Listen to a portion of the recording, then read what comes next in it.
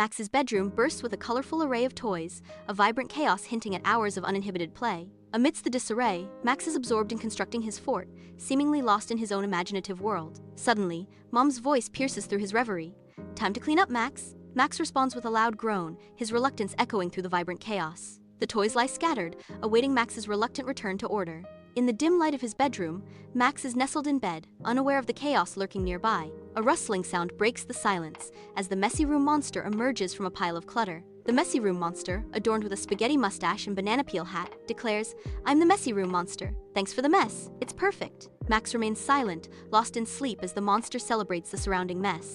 Amidst the chaotic landscape of Max's bedroom, the messy room monster revels in the disarray, tossing puzzle pieces with wild abandon. Max's eyes fixate on his beloved red race car, now hopelessly ensnared in a sticky pool of peanut butter. Despair washes over Max as he cries out, "No, that's my favorite!" The monster retorts with glee. "Well, in Messyland, everything's mixed up."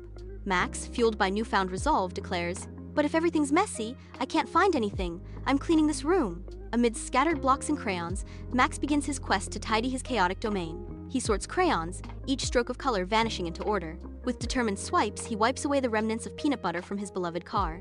The messy room monster diminishes, its power waning with each act of cleanliness. With a final poof, the monster vanishes, leaving behind only a humble dust bunny. Max smiles, his tidy room reflecting his triumph as he places his race car on the bedside table.